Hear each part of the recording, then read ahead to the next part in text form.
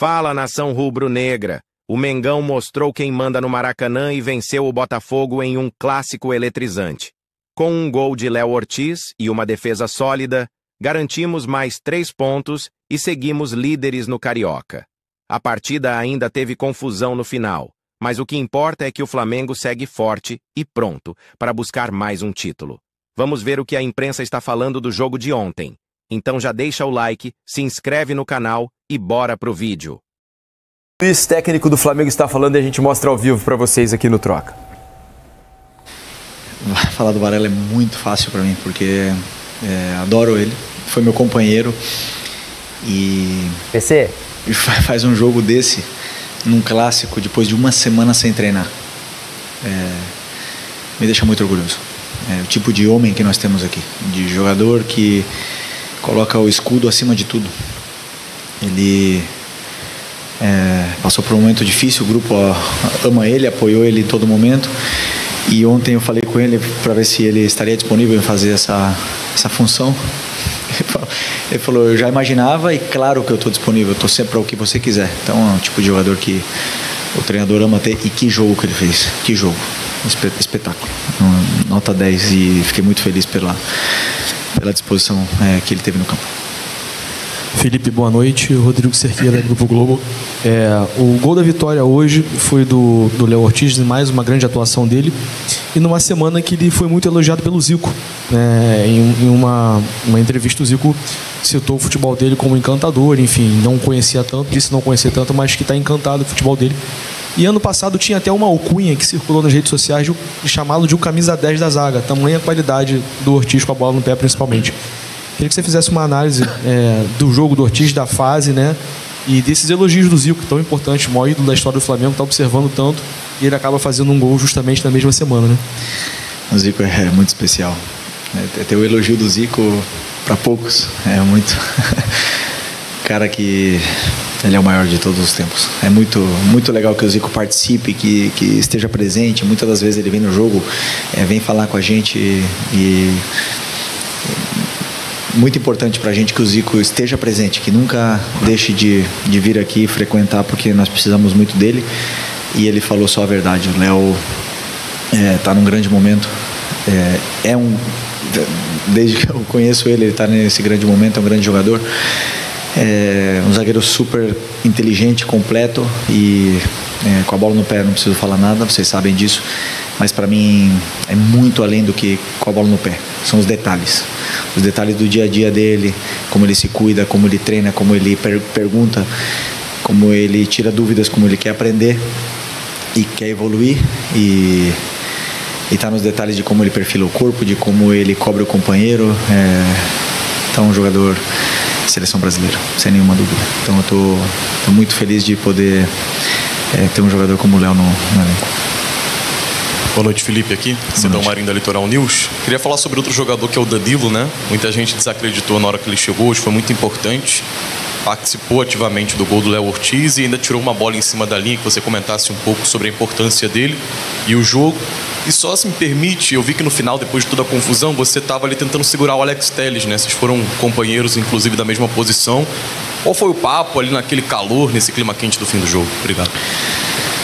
O Danilo é o tipo de jogador que tem que vir muitas vezes para o Brasil para ser valorizado, né? Porque um cara que passa, 12, 13, 14 anos na Europa jogando só nos maiores times, campeão da Champions, campeão de tudo, e questionado. E aí você vê, quando joga no Brasil, sobra de um jeito que nós não conseguimos entender, né, os que estão aqui no Brasil. É um espetáculo ver esse tipo de jogador escolher vir para o Flamengo. É um jogador que, aliás, um jogador que vem para poder trabalhar e para ajudar, somar o grupo com a sua liderança, estando no campo ou não estando no campo, jogando na direita, na esquerda, na lateral, aonde você pedir para ele. Muito difícil achar um jogador desse nível. E estou muito empolgado com a minha zaga, e ainda tem outros meninos que estão vindo forte aí, o próprio Iago que está na seleção, o João, já falei deles para vocês, o Cleiton. Então temos aí, estamos bem servidos. E sobre o que eu falei com o Telles, não, simplesmente eu estava tentando tirar, né, acabar com essa confusão. Eu não gosto de confusão, eu estava tentando colocar eles em razão que qualquer coisa que eles fizessem poderia piorar uma eventual suspensão. Tá aí, Felipe Luiz falando sobre a confusão, elogiando os zagueiros do Flamengo e falando também sobre o jogo. Vamos falar um pouquinho sobre bola rolando? Porque teve um jogo, né? Teve um jogo, teve um jogo, o Flamengo venceu o Botafogo pelo placar de 1-0. Num bom primeiro tempo do Flamengo, no segundo o Botafogo melhora dentro do jogo, né? Mas o primeiro chute a gol do Botafogo foi aos 46. Então, essa foi a questão. No primeiro tempo, Botafogo ofensivamente na primeira parte do jogo quase não existiu, né, Mansur? Não, o Leri até não surpreendeu em termos de escalação, surpreendeu em termos de desenho de time, né? Ele apareceu, já se esperava que ele pudesse colocar um volante a mais, ele coloca o Alan, mas faz um losango de meio, né? Com ele, o Gregory e o Marlon Freitas, com o Savarino sendo a ponta desse losango, 2 atacantes, com o Matheus Martins e o Igor Jesus. O que isso funcionou? Quando no início do jogo o Botafogo ensaiou repetir um pouquinho do que fez na Supercopa, de pressionar o Flamengo, e o Flamengo saiu dessa pressão e criou perigo, logo depois o Botafogo passa a defender um pouco mais atrás. Com esse losango ele defendeu melhor à frente da área e o Flamengo teve dificuldade de criar. Embora tivesse maior volume, fosse melhor time no campo, tivesse mais perto do gol, o Flamengo não criava tanto. A saída do Juninho, o Juninho é um jogador que você pode até discutir ele tecnicamente. Ele perde uma ótima chance do início do jogo. Agora, ele conhece a posição do 9, e essa é uma discussão que a gente está tendo sobre o Flamengo. Aqui no programa a gente já teve, sobre a falta de jogadores mais habituados a jogar no centro do ataque do que nas pontas. O Juninho, ele é um jogador que conhece a posição. Ele faz o movimento de infiltração, ele faz as diagonais, ele dá a opção melhor para os passes. Entra o Bruno Henrique, que é um jogador que tem uma série de outras virtudes, mas que quando o adversário se fecha, o Flamengo cerca a área e ele acaba funcionando um pouco mais como uma referência, ele dá menos essas opções por ser uma outra característica, o Flamengo sente um pouco mais. O fato é que o Flamengo vai abrir o placar no início do segundo tempo, no lance que tem a participação dos 2 zagueiros, da batida do Arrascaeta, o Danilo cabeceia e o Léo Ortiz faz o gol. Por falar da linha defensiva, acho que toda ela jogou muito bem no Flamengo hoje, né? O Danilo é um jogador de muita experiência. Eu tinha uma certa curiosidade para vê-lo numa linha de 4 como zagueiro, porque a gente está mais habituado a vê-lo como zagueiro em uma linha defensiva de 5. E dos dois lados, né, Mansur? Jogando hoje da esquerda. O Wesley está crescendo, continua crescendo, né? Continua num ótimo momento, e o Varela cumpriu bem pelo lado esquerdo na falta de um lateral da posição. Acontece que ele esse gol aí, exatamente, certo, né? E o Danilo tinha impedido o outro. Isso, a cabeçada do Igor Jesus, né? E o Varela, a bola já tinha passado pelo laterais do Flamengo fazendo diferença. E o Varela tirando um gol do Botafogo em cima da linha. Isso sinaliza que o jogo mudou um pouco, né? Porque com a formação de hoje do Botafogo, os corredores ficavam muito para os laterais, né?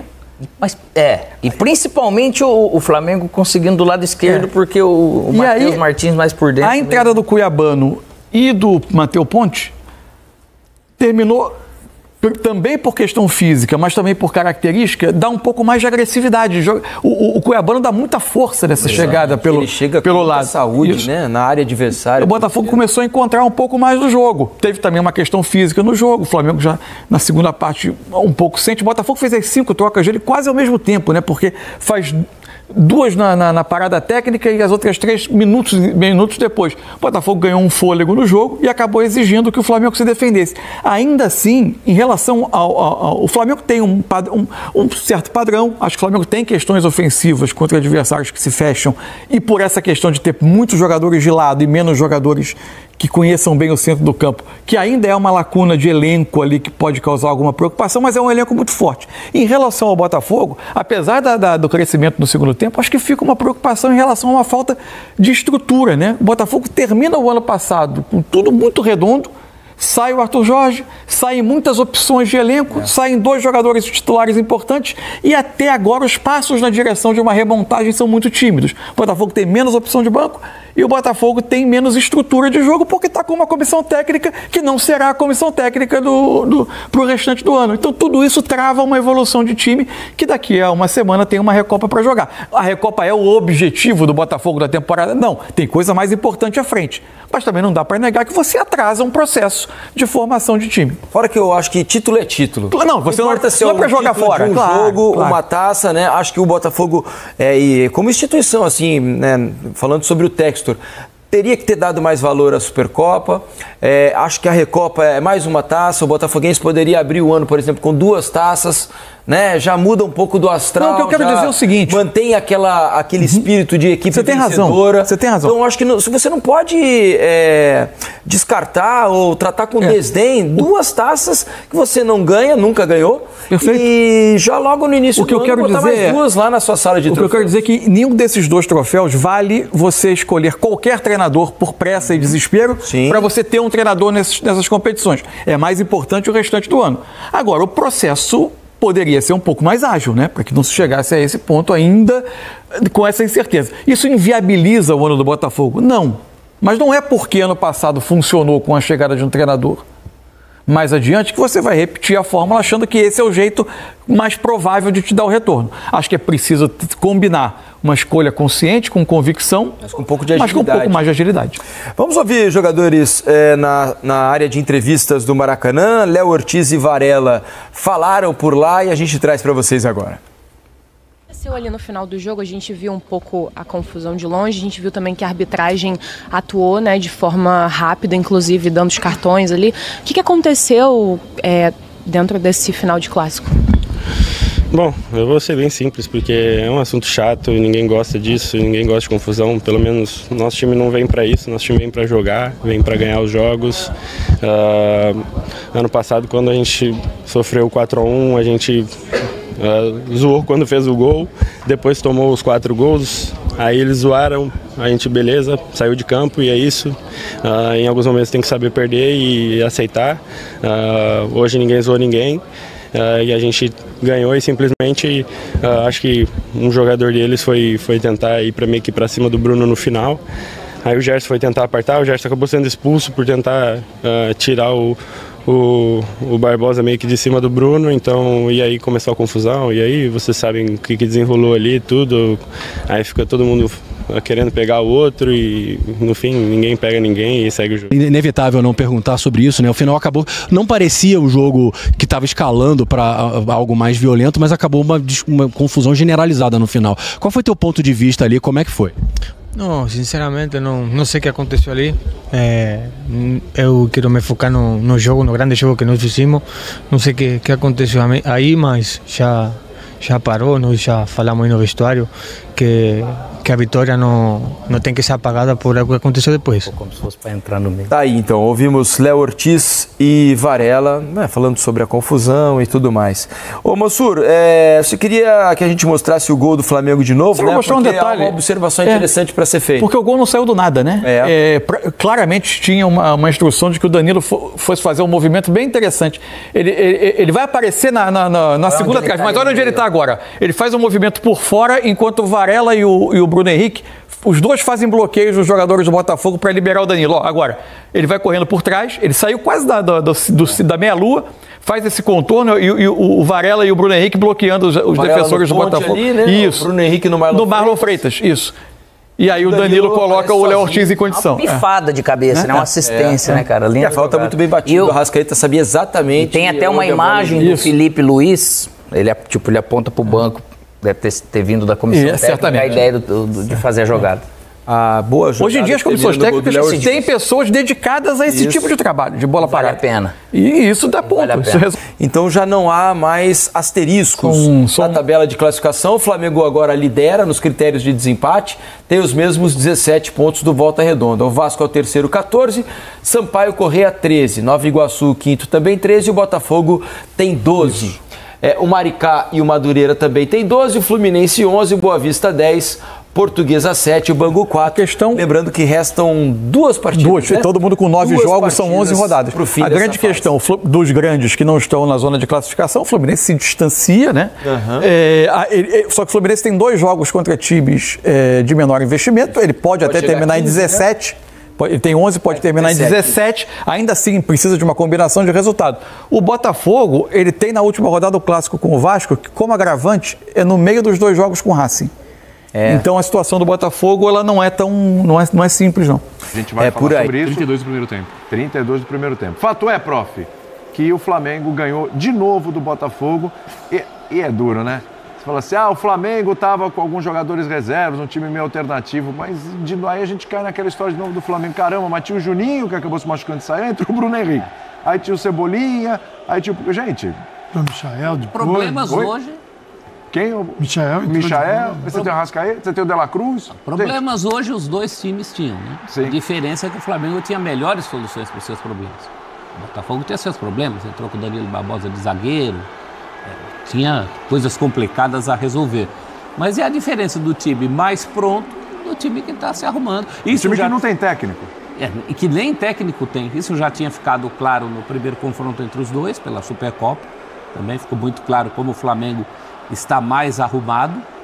O jogo em si, o Flamengo tinha tido uma chance logo de cara com o Juninho, que se machuca com 10 minutos, entra o Bruno Henrique e faz o gol de bola parada. O jogo em si não teve muita coisa. Agora, essa questão que a gente vai discutir da arbitragem, que a gente colocou como polêmica, eu acho que nem polêmica haverá. Eu acho que todos nós fecharemos com a expulsão. Ou não. Polêmica parece que você está numa discussão não ali, né? Foi, não foi, né? Porque é algo indiscutível, né? É de uma via só, né? Polêmico é o VAR morto, né? Tem o mar morto e o VAR morto, né? Assim, alguma coisa aconteceu. Aí, isso aqui derruba um pouco, derruba assim, o fiapo de credibilidade que sobraram dessas competições, né? Não dá para levar a sério. Olha o público. Mas, o público esvaziado. O Flamengo, com todas as trocas que o Davi Luiz vem fazendo, e ele vem controlando muito bem o Felipe Luiz. O Davi Luiz está lá no Fortaleza. O Felipe Luiz, é claríssimo, ele enxerga onde o Flamengo precisa chegar e de que forma. E sabe que este clássico é muito importante, mas é uma etapa. E ele não vai mudar a organização dele em função do clássico. Então ele vai lá e mexe no time, coloca ainda dentro de campo. Líder do Carioca. Um bom time, excelente time dentro de campo, mas é incrível. É um time que sofre menos do que o Botafogo, que perdeu 2 jogadores. Sem dúvida. Que destruíram. Você pega o Luiz Henrique e o Almada. Você fala assim, tá bom. Substituições. As coisas. Aí o Savarino, coitado, fica numa solidão. Né? O jogo não flui. O jogo do Botafogo, campeão da Libertadores, campeão da Brasileiro, sem esses 2 grandes jogadores que saíram, ele se derrete. E sem o treinador, né? E o Arthur, que foi contratado, ele já machucou. Chamar a Roberta rapidinho. Por favor. Falou o Arthur, fora o Arthur Jorge. O Arthur que veio para o lugar do Luiz Henrique já machucou. Se machucou. E aí já mudou o sistema, enfim. Roberta Barroso, vamos lá, passando aqui no Linha de Passe para trazer informações sobre essa confusão, esse quiprocó, treta, né? Tem treta nomes, pesada. Né? Quiprocó, confusão, furdúncio, enfim. Quebrou o pau na Casa do Nó. Quebrou a pau na Casa do Nó. Roberta, só esclarece pra gente quem foi expulso, quem tomou amarelo, como é que ficou essa situação que a gente estava tentando achar ali no meio da confusão, a gente assistindo. Tudo bem, Roberta? Tudo bem, William? Boa noite para você, boa noite a todos. É isso, confusão generalizada, cenas lamentáveis no fim do jogo, essa briga entre os jogadores. A gente vai tentar também explicar aqui o que aconteceu. A princípio, você perguntou agora de cartões. Gerson, Barbosa e Cleiton foram expulsos ali no final da partida. E esses cartões foram que conseguimos ver. Só para a gente explicar assim, o que a gente pôde observar dessa confusão, começou entre Barbosa e Bruno Henrique. Eles já vinham se estranhando também no decorrer da partida. Eles também já vinham se estranhando desde a Supercopa Rei. E ali no final o Barbosa foi falar com o Bruno Henrique. O Bruno Henrique cai no chão e o Gerson acaba também se envolvendo nessa confusão. Estão passando aqui os jogadores, o Marlon Freitas, o Danilo Barbosa. A gente está tentando, William, falar a todo momento com os atletas que deixam o Maracanã nesse momento. E até um detalhe importante, o ônibus do Flamengo está bem ao lado do ônibus do Botafogo, mas os ônibus estão contidos. Vários atletas do Botafogo já passaram por aqui e também o Cebolinha saiu por esse mesmo local. Então, continuando o que aconteceu, o Barbosa tentaram conter o jogador, mas ele consegue se desvencilhar lugar. E aí o Barbosa vai novamente para cima do Bruno Henrique. E nesse momento, Cleiton acerta o Barbosa, que ficou com a boca sangrando no gramado. E o detalhe também é que os atletas do Botafogo continuaram no túnel depois de deixarem o campo, aguardando a saída dos jogadores do Flamengo, e ali mais confusão. E é assim que termina esse clássico do Campeonato Carioca entre Flamengo e Botafogo. A gente segue aqui na Zona Mista tentando ouvir